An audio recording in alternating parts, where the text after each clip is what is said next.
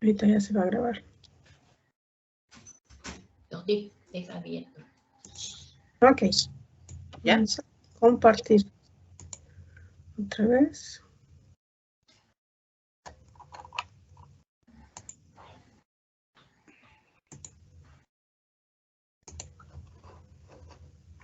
Listo. Gracias, Mónica. Bueno, pues muchísimas gracias, les decía, por su asistencia y por su participación en este ciclo de seminarios y por atreverse a escucharme. Bueno, este título parece bien interesante porque nos va a explicar muchas preguntas que nos hacemos los que trabajamos en campo directamente con productores, con productoras, y que vemos que nuestro trabajo a veces se vuelve estéril. La que sigue, por favor. Bueno, Holguín, me van a hacer favor de disculparme, pero Carlos Holguín Palacios, mi compañero de vida durante 45 años, pues está íntimamente ligado a todo lo que hago y haré. Entonces, él sostenía que el manejo, me voy a permitir leer esto nada más, el manejo de los recursos que realizan los campesinos desde épocas prehispánicas no es especializado como lo están los investigadores agrícolas, pecuarios, forestales o acuícolas. Y entonces, esta imagen que tenemos aquí es sumamente importante.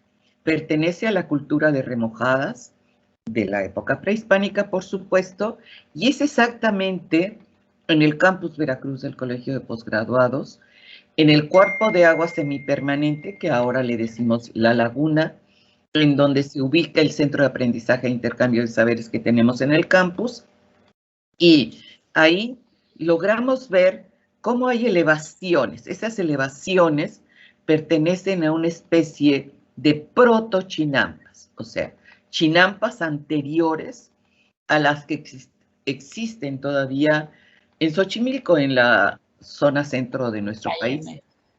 Entonces, un favor, si todos apagamos nuestro micrófono mejor, porque si no se interfieren los sonidos. Toti. Entonces, esto, nosotros podemos ver los camellones y ahí, y también vemos los espejos de agua. Entonces, aquí se podía cultivar de una manera sostenible. Bueno, Carmen. Carmen. Y gracias. Entonces, volvemos.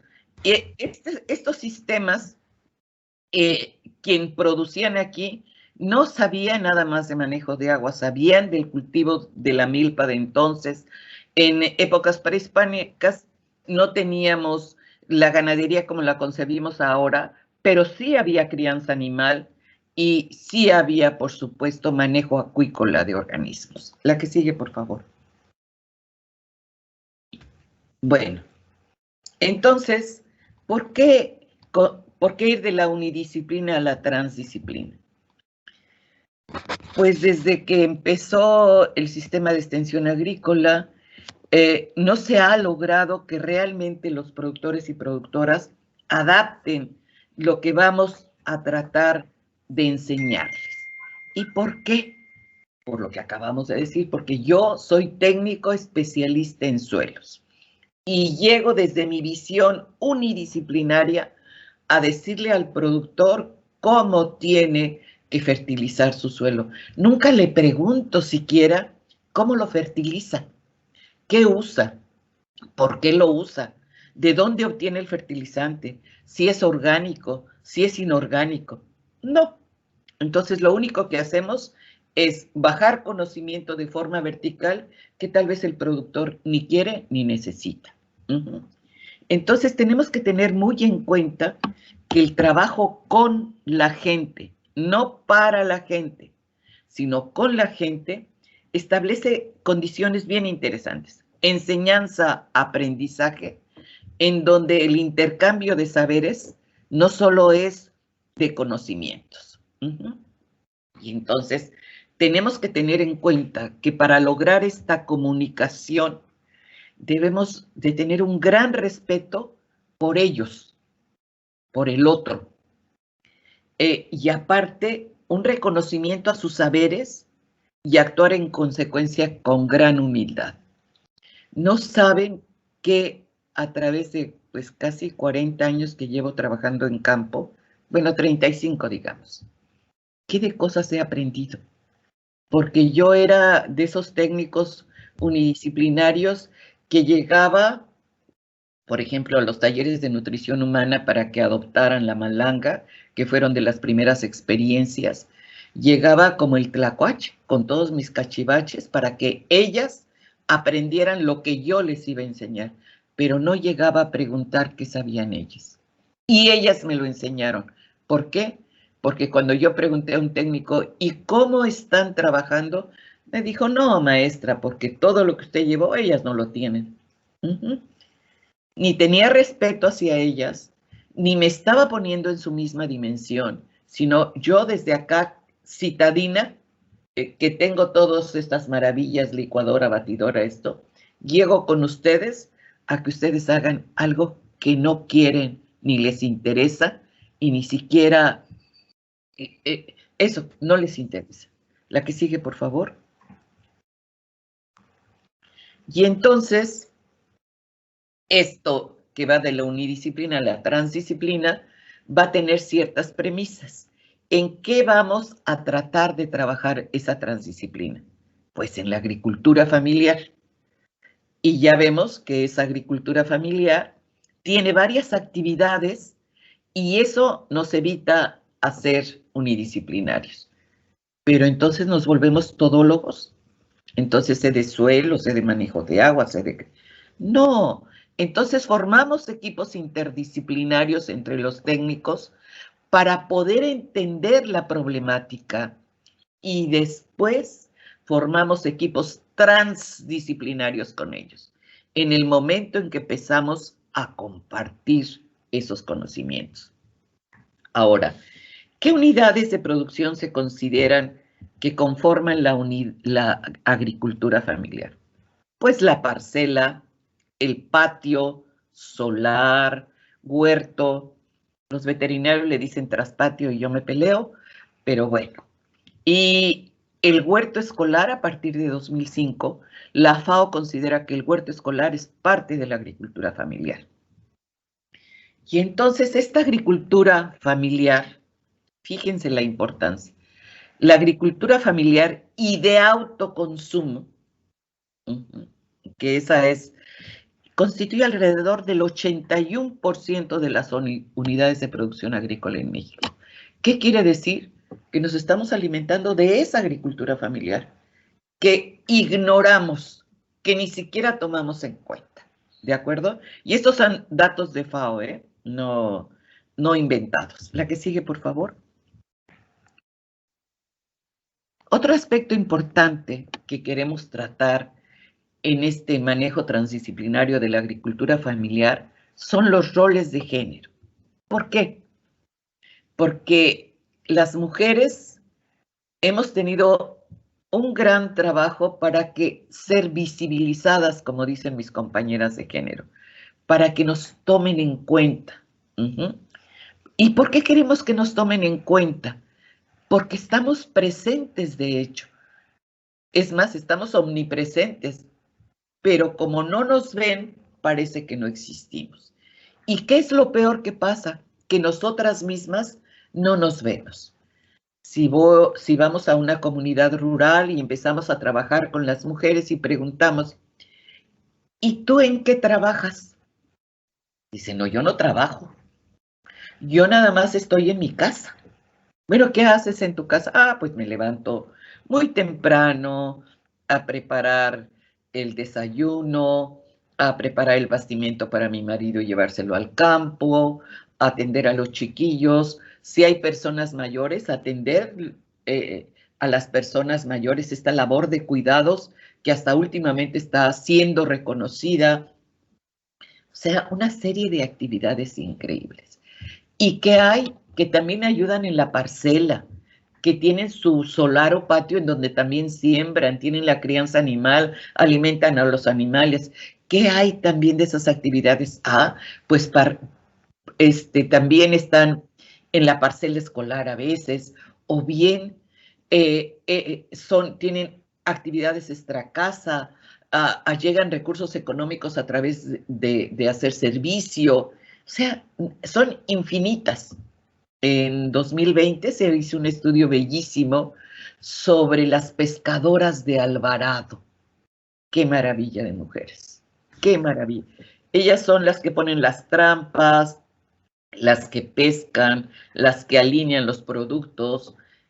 El marido a veces comercializa y si no también ellas. Igual a Luciane Suárez, una compañera de Brasil que hizo su postdoctorado con ellas, se asombró cuando preguntó, ¿y qué tienen en su patio? Nada, no hacemos nada. Y cuando ella hizo los recorridos, detectó la gran diversidad de especies que tienen, de cómo las consumen. Entonces, ahí está también un problema muy grave que tenemos, ¿no?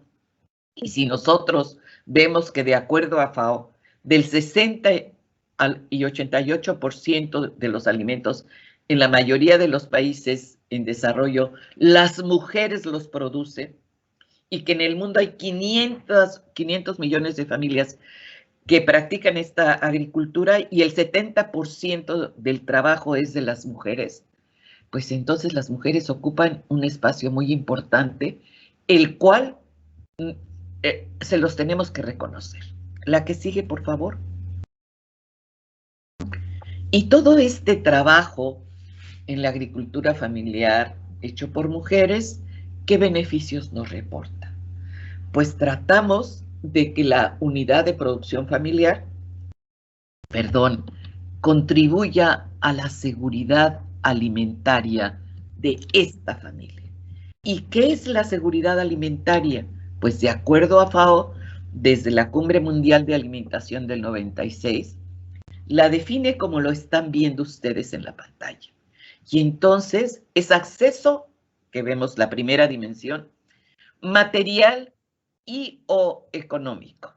Material, porque nosotros podemos sembrar algunas cosas, pero si no las tenemos, para tener acceso necesitamos recursos económicos, ¿de acuerdo? De suficientes alimentos y, por supuesto, inocuos y nutritivos para satisfacer las necesidades y preferencias de la familia y llevar una vida activa y sana, ¿no? Bueno, esas 4 dimensiones ya dijimos, una es acceso. La otra, disponibilidad. Yo puedo tener acceso económico, pero no todo el año hay disponibilidad de esos alimentos. Entonces tenemos que tener también la disponibilidad y también si nosotros somos los que sembramos, también tenemos que sembrar de tal forma que planifiquemos tener ciertos alimentos durante todo el año, no nada más en una época. Entonces tenemos que aprender a hacer manejos agroecológicos sostenibles de esos productos de nuestro patio y vamos a aprender todas con todas. Aquí hablé de mujeres porque me incluyo y porque generalmente trabajo con mujeres, pero también todas con todos y todos con todas, ¿de acuerdo? Estabilidad. Este acceso y esta disponibilidad tiene que ser estable. No, hoy sí y mañana no. Y la utilización. ¿Cómo utilizo esos alimentos? Son alimentos inocuos y nutritivos. Y aquí lo último que ha salido en esta utilización de cómo los consumo es la utilización biológica. No solo cómo me alimento, sino cómo me nutro. ¿Qué nutrientes obtengo de esos alimentos para mi organismo, para mi utilización biológica de los alimentos? La que sigue, por favor. Y entonces sí, ¿cuál es el objetivo? Pues vamos a tratar de evaluar este modelo que presentamos y cuáles son las metas. ¿Por qué estas metas? Entonces, a través de los trabajos que hemos realizado, pues me voy a permitir leerlas para enfatizarlas. Revalorizar los conocimientos de la gente del campo. Esto quiere decir que nosotros los técnicos no llegamos a regalarles nuestra sabiduría, sino al contrario, llegamos a aprender de sus saberes. Y eso es maravilloso. Pero siempre tenemos algo que aportar, por supuesto. Otra meta es manejar los recursos naturales de la agricultura familiar bajo principios agroecológicos, ¿de acuerdo? Que tiene que ser no monocultivos, procurar que haya policultivos. ¿Por qué policultivos? Porque así aprendemos también a manejar plagas mediante el manejo de policultivos, podemos manejar, porque la plaga que ataca a un cultivo no ataca al otro. Entonces, rescatamos todos estos saberes de la agricultura de los pueblos originarios, antes de la Revolución Verde. No estoy en contra de la Revolución Verde, ¿eh? Cada etapa de la historia tiene su importancia y la Revolución Verde hizo un papel excelente en la época que se implementó, porque si no, no hubiese habido alimentos suficientes para toda la población. Pero ahora, debido a estos paquetes tecnológicos, pues entonces aprender a manejar cómo vamos a hacer para tener una agricultura agroecológica, ¿de acuerdo? Y algo importantísimo, que esto es lo último, y esto lo está haciendo México muy bien a través de GISAMAC, que es luchar contra los monopolios alimentarios y la publicación engañosa de los alimentos. No vamos a poder luchar así de que ahora yo voy a vender más que tú. Ellos van a seguir siendo los monopolios, pero cuando menos que nos digan qué contienen esos alimentos que nos están vendiendo. Y a mí me da muchísimo gusto ver las etiquetas esas grandototas que dice exceso de sodio, exceso de grasas trans. Yo que soy tan comelona, cuando veo tantos excesos, digo, no, mejor compro otro. Mejor yo compro otra cosa, ¿sí? Y lo más interesante, pues, que ya hay compañías que están cambiando su forma de transformar los alimentos para hacerlos más inocuos, ¿no? La que sigue, por favor. Bueno, entonces, ¿en qué consiste este modelo de gestión comunitario para la agricultura familiar? Consiste en estos pasos que, por supuesto, todos se retroalimentan y que está basado en diferentes procesos de investigación. Es el proceso de investigación-desarrollo para el manejo integrado de los recursos naturales de las zonas tropicales húmedas de 1987, por supuesto, Holguín. Y él dice esa premisa que ya habíamos dicho, a la visión integral o integradora que el poblador de las zonas bajas tropicales tiene la apropiación de sus recursos, debe de corresponder un enfoque de investigación también integrador o integral. La siguiente premisa: es posible vencer la visión sectorizada y conformar equipos interdisciplinarios de investigación que desarrollen líneas de trabajo estrechamente articuladas entre sí y con objetivos globales comunes. Y la tercera premisa sería este proceso de capacitación ligado a la investigación y que el equipo sea interdisciplinario. ¿De acuerdo? Otro modelo en el que se basa este modelo de gestión es uno también publicado en el 87 por unos investigadores franceses,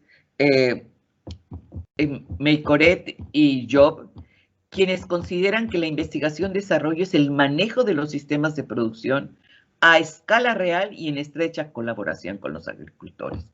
Eso es importantísimo. Y por último, es el proceso de investigación-desarrollo de Cazorla y coautores de 2006.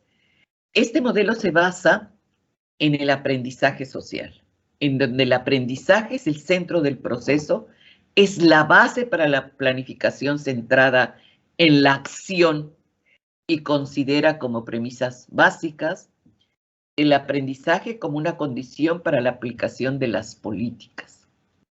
Esto es bien importante porque yo recuerdo desde la primera vez que fui a un congreso, decía, no es que tenemos que trabajar para impactar las políticas públicas. Y total que nos las pasábamos tratando de impactar políticas públicas, pero como no hay gobernanza, pues entonces esas políticas públicas se las guardan los mandatarios para hacer lo que ellos gustan. Gisamac, con este etiquetado frontal de alimentos, ha logrado la aplicación de políticas públicas. Bueno, y esto y otro es, bueno, esto de las políticas, las personas afectadas, o sea, todos los involucrados, todos los involucrados son afectados, deben de ser afectados, o sea, deben de tener una participación activa. Y este modelo es bidireccional, o sea, que va y viene, y esto permite al proceso retroalimentarlo. Esto es importantísimo. Y entonces la que sigue, por favor. De acuerdo a esto, ¿qué comprende cada fase del modelo? La primera, motivación. Esta motivación es muy importante y también es otra de las cuestiones que aprendimos que ellos nos enseñaron. Cuando empezamos a tratar de hacer transferencia de tecnología con la malanga ya en los 80, pues un productor se le llevó la semilla, se le enseñó a sembrarla, etcétera, y cuando se regresa para ver cómo va esa malanguita, el productor dice, no, pues ahí está, no ha venido el ingeniero a limpiarla ni a nada, ¿sí? Es que nosotros lo que estábamos haciendo era decir, este productor va a ser un productor cooperante, pero él nunca dijo que quería. Entonces, lo primero que tenemos que hacer, como en cualquier relación humana, es motivar. Es como enamorar a la gente de lo que hacemos para invitarla a trabajar de forma conjunta. Si nos dicen que no, pues nos retiramos y ya habrá quien nos quiera. Entonces, esta motivación hace una autoselección que garantice el compromiso. Claro que tenemos que tener artes de motivación que pueden ser recorridos en el CAES y ellas van identificando plantas, que pueden ser talleres de nutrición humana, que pueden ser talleres recorridos en sus patios y que todas vayamos aprendiendo qué hace doña Susana, qué hace doña María y qué no sabe Carmen que ellas le están enseñando. Entonces, eso es bien importante, la fase de motivación. Diagnosis. Diagnosis es un proceso en donde... ¿Se oye? Sí, se escucha. Se oye bien. Bien. Sí, sí. Entonces estábamos definiendo este proceso de diagnosis en donde comprende diferentes diagnósticos de acuerdo a la problemática del lugar. La que sigue nos habla de la investigación aplicada. Esta investigación aplicada se ha hecho por más de 30 años en el campus Veracruz y le hemos llamado Centro de Aprendizaje e Intercambio de Saberes y se basa en 3 premisas. La utilización de materiales de construcción regionales, tanto para la casa habitación, ven esa casita que es preciosa, como sus unidades de producción, o bien aquí en el Tropiquito, para un estanque para cría de peces. Autosuficiencia alimentaria, a partir de hortalizas, de leguminosas, de frutales, por ejemplo, de peces y de crianza animal.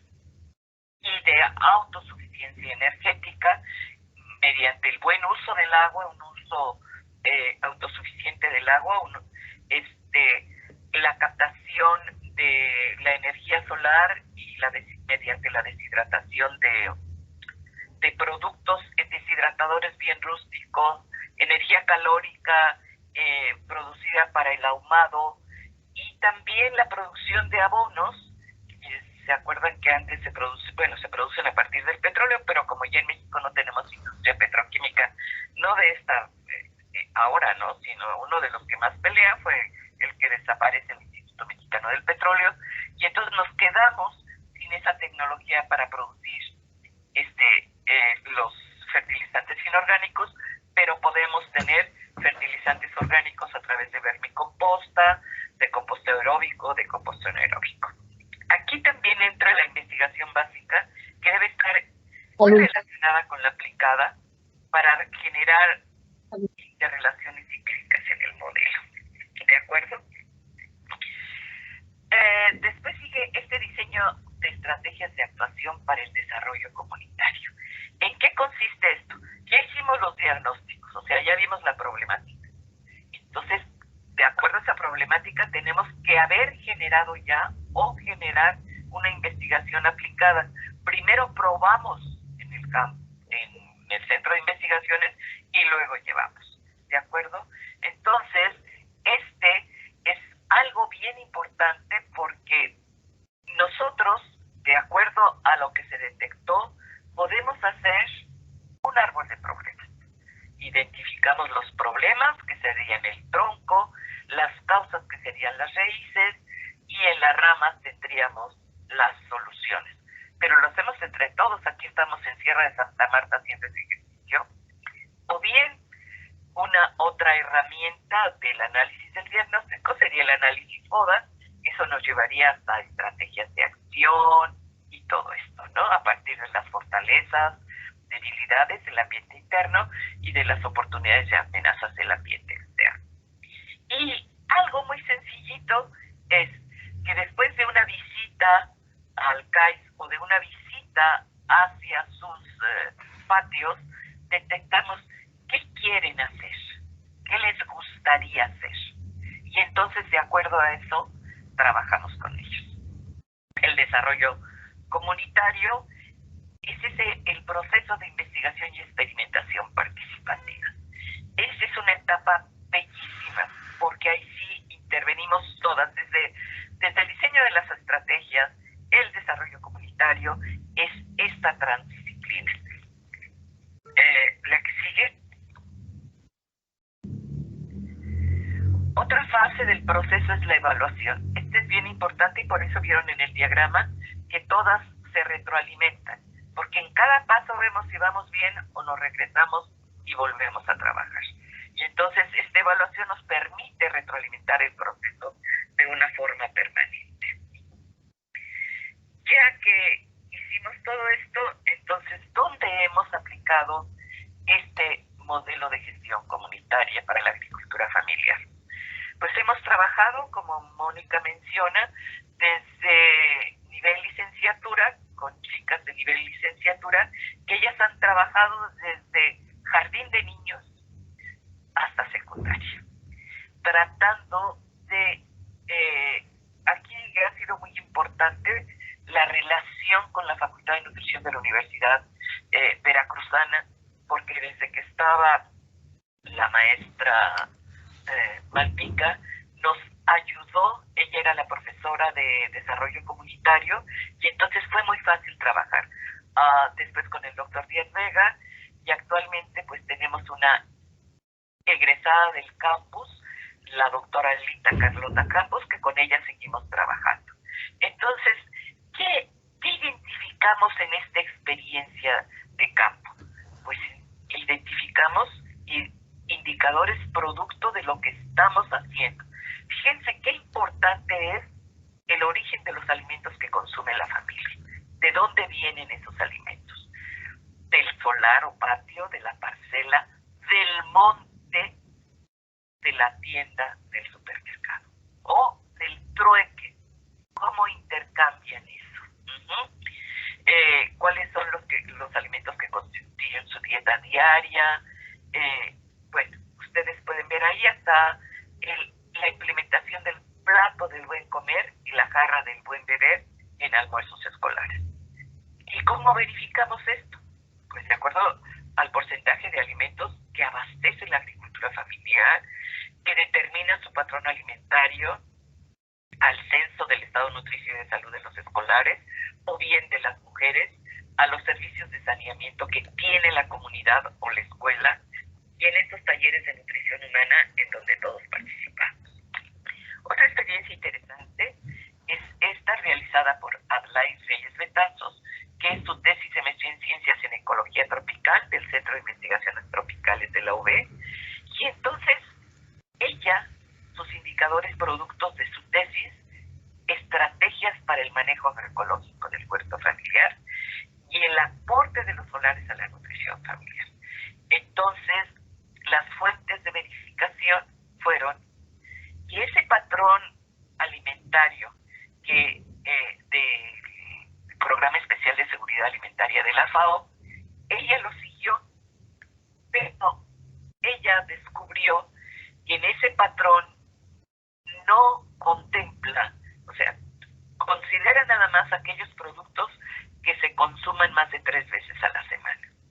Pues carne va a estar difícil a veces, ¿no? Entonces, no la incluye.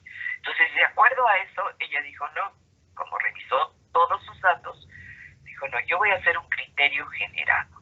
Y con ese criterio generado, lo que se consuman una vez a la semana, y lo aclaras.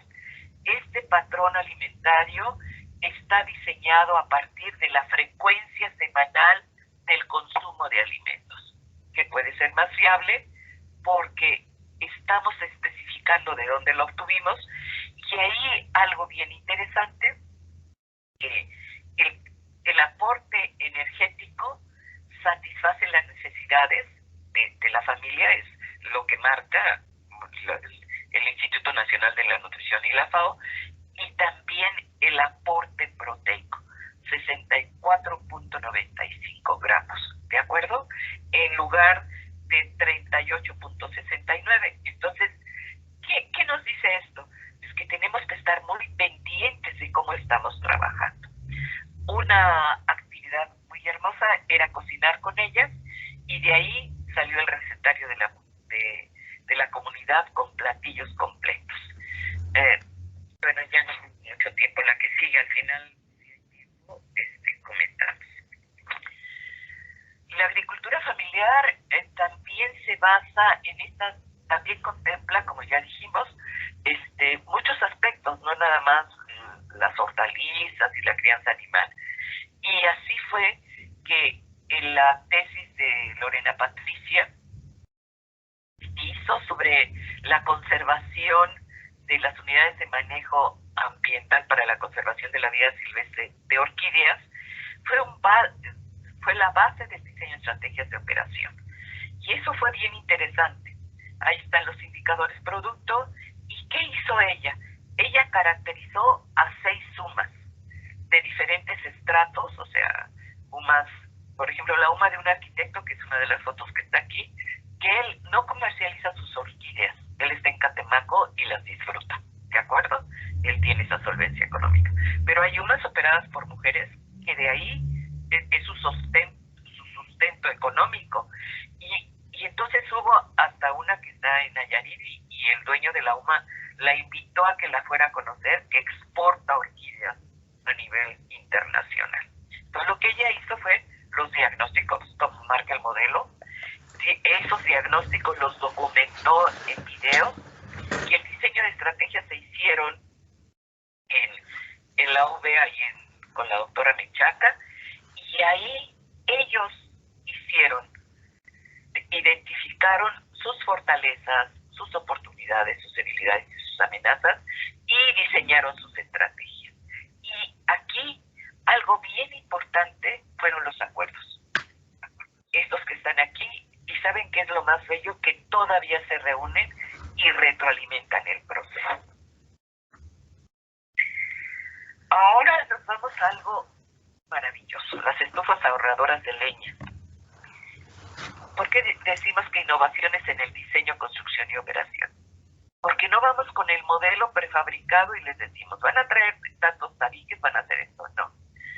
Les enseñamos en términos generales qué es una estufa ahorradora, cuáles son los principios de construcción, y ellas después, de acuerdo a lo que tienen, ellas recolectan sus materiales de construcción, ellas diseñan sus estufas. Eso es lo más maravilloso. Yo quiero una estufa en forma de escuadra, por ejemplo, como la que vemos abajo, porque les permite mayor movimiento. Otra quiere una estufa de forma horizontal, porque su esposo le dijo que quería estar almorzando mientras ella hacía las tortillas.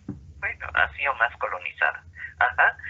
Y esas fuentes de verificación, aquí por ejemplo, yo pongo en negrito cocinas de pie. Porque esa era mi percepción. Pero cuando se construyeron las estufas en Chocamac, que ahí fue un proceso bien interesante, se construyeron como 250 estufas, las mujeres con un gran ascendente indígena, ellas están cómodas cocinando en cuclillas, no de pie. ¿Ven cómo esta mente occidentalizada quiere que la gente sea igual que ella? Pues no. Y con respecto a la altura de la estufa, por ejemplo, en Acasónica, les dije, bueno, van a poner a qué altura quieren su estufa. Y una me dice, yo a 1,5 metros. Y entonces me quito los zapatos, le digo, esto es 1,5 metros. Yo mido 1,5 metros. Y dice, no, maestra, está muy alta. Sí, está muy alta la estufa, pero yo soy muy chaparra, excepto que quieras hacer una base, ahí es de ella, pero que esté consciente de la altura que va a tener. Y eso es muy bello. Y lo más bello de todo es cómo hacemos equipo, cómo aprendemos a socializar, a compartir nuestras experiencias. En estos talleres de estufas en Angostillo, Susana, cuando vimos, porque no nos quedamos en esto, también trabajamos con los árboles que les pueden dar la leña para no ir a talar el monte, sino que ahí en su misma barda de su casa se estén reproduciendo. Aprendí que hay árboles de leña blanda, que son los que fácilmente hacen brasa, y las de leña dura, que son las que conservan el calor. Y entonces cuando empezamos a ver cuánto te cuesta la tarea o de dónde la traes y eso, yo no dije cuánto cuesta la tarea. Entonces Susana me dijo, usted nos ha invitado a que le digamos muchas cosas, pero no nos ha preguntado cuánto nos cuesta una tarea. Esa evaluación económica es bien importante, porque después nos ayudó a compararla con una estufa de gas. ¿Cuánto le inviertes a la estufa ecológica y cuánto le inviertes a la estufa de gas? Eso es importantísimo, y en esta época muchísimo más. Otra experiencia de ese tipo son la innovación, la conservación de los productos de la agricultura familiar mediante deshidratación solar rústica. Ellas construyeron su propio deshidratador, por supuesto con la familia, y aprendieron a deshidratar, y lo más maravilloso es que de aquí salió una industria de bisutería. Y también pudieron vender frutas deshidratadas y plantas medicinales deshidratadas. Esta, que la verdad es un homenaje a Holguín y a Ávila, dos compañeros que se nos fueron, pero que participaron de manera muy, muy cercana con esta investigación de tipo social. Diego Valle es sociólogo de nacencia, y él logró insertarse en la comunidad de Bandera de Juárez de una manera increíble. Y él lo que quiso fue rescatar estos valores culturales relacionados con la alimentación. Y los dos que encontró fue el 15 de mayo, el Día de San Isidro Labrador, y el Día de los Fieles Difuntos. ¿Por qué decimos que rescata la cultura alimentaria?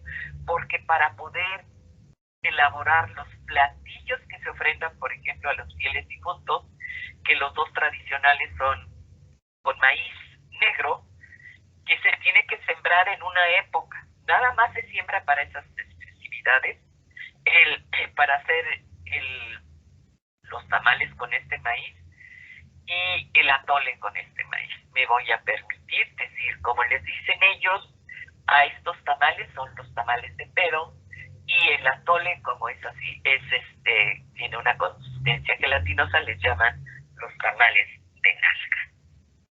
Es con todo respeto, pero así les llaman.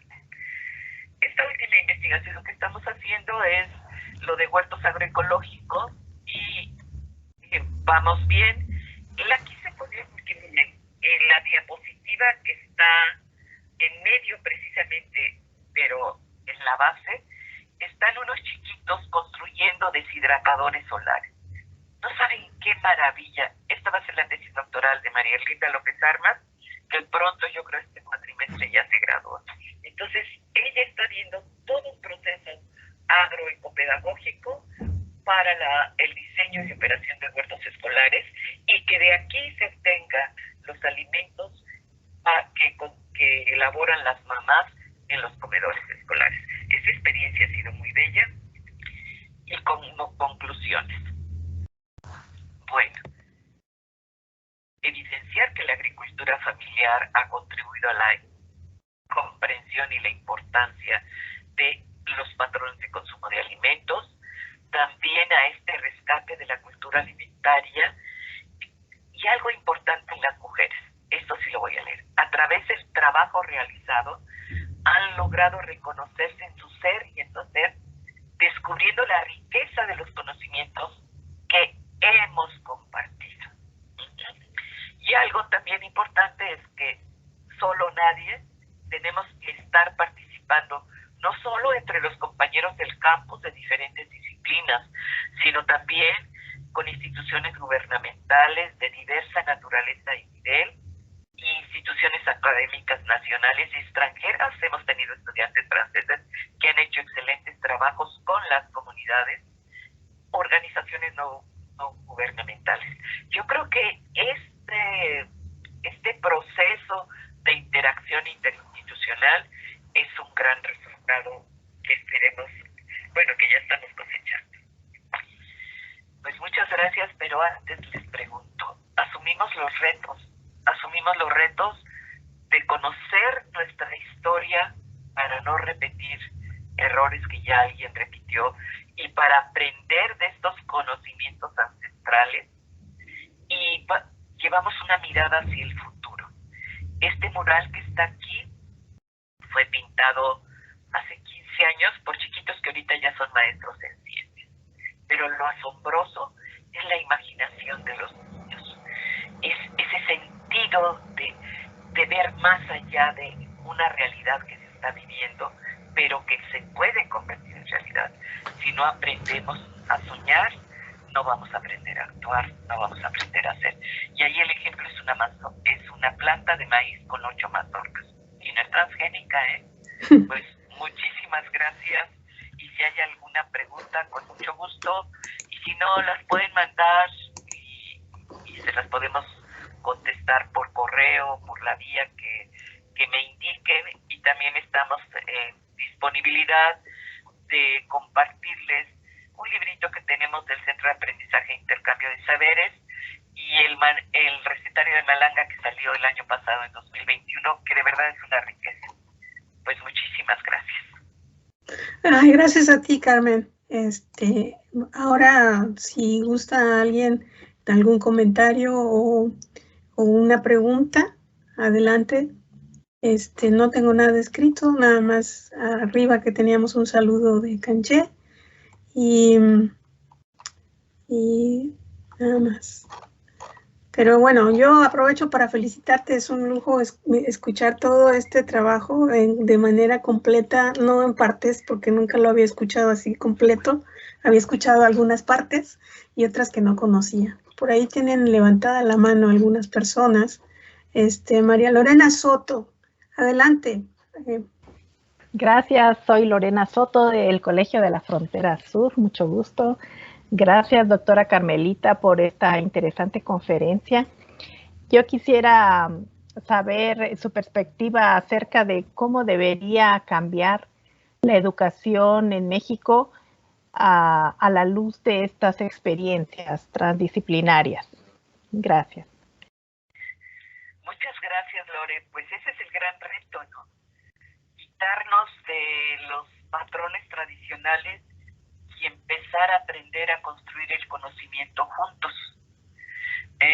A nivel posgrado pareciese que fuese más fácil, pero no es cierto. En estas experiencias con los huertos escolares, no saben cómo asombran estos chiquitos cuando en una muestra gastronómica por el Día Internacional de la Alimentación, ellos hacen, porque han aprendido a diseñar el plato del buen comer y han aprendido el contenido nutricio de lo que consumen. Por ejemplo, un puesto, hicieron como una kermés, y un puesto era con alimentos producidos a base de leguminosas. Y uno de esos alimentos fue hamburguesas a base de habas. que cuando tú les preguntas, ¿y esto es un plato completo? Sí, maestra. Las habas tienen muchas proteínas, ¿sí?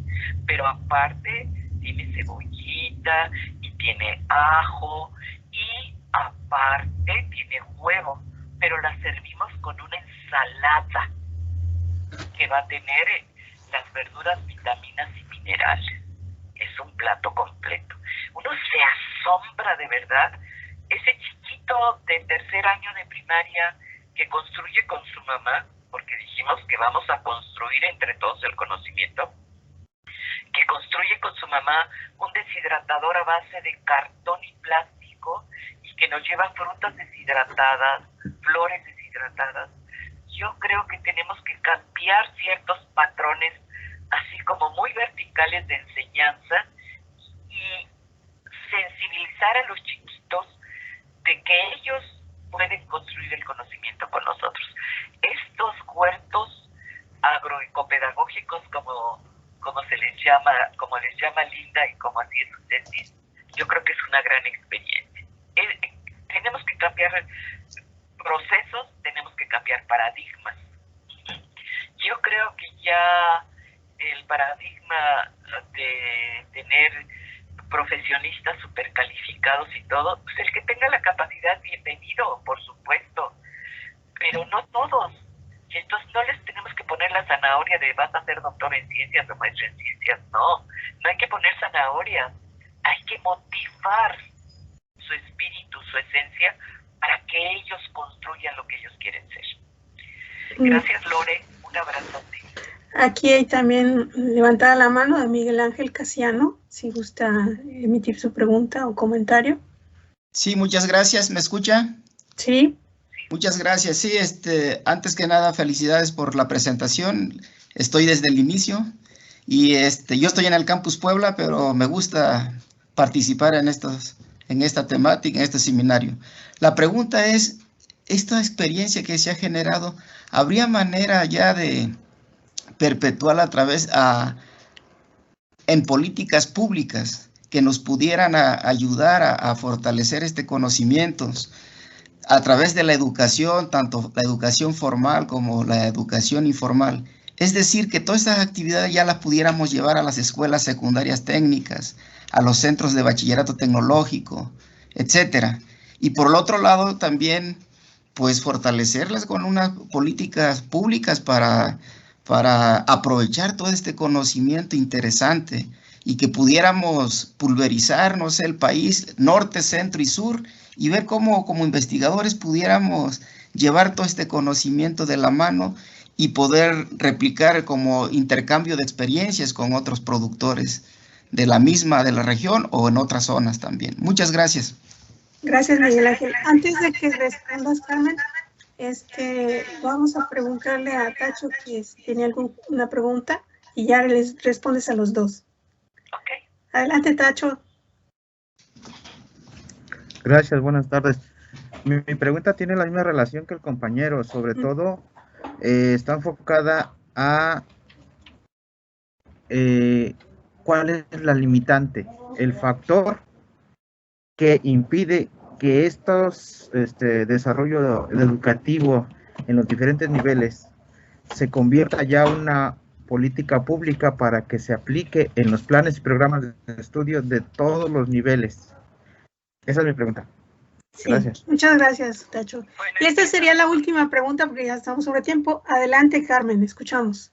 Eso por responderle a Tacho. ¿Cuál sería la estrategia? Nosotros. Si nosotros no nos comprometemos, es un compromiso.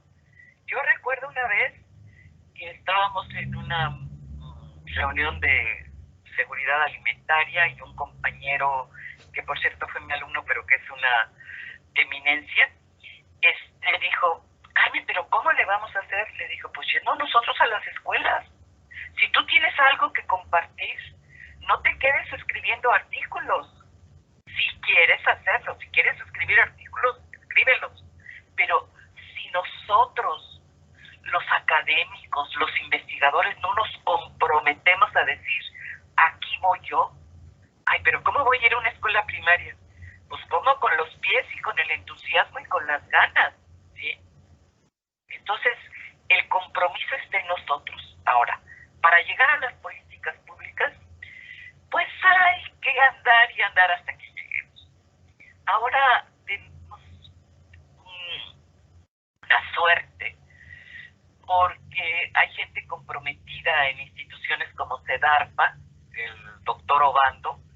Él nos está dando la oportunidad al colegio posgraduado de interactuar con los técnicos y productores del estado de Veracruz, de las diferentes regiones, y yo creo que por eso se empieza, ¿no?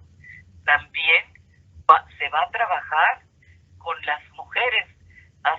En 2010, dos compañeras y una servidora, fue en 2009, pero hasta 2010 se constituyó el Consejo Intermunicipal en Igualdad de Género de la zona centro de Veracruz, porque lo primero que pretendimos fue, vamos a dar pues como tallercitos de la importancia de la igualdad de género para sensibilizar a los presidentes municipales, a los ediles, a la gente.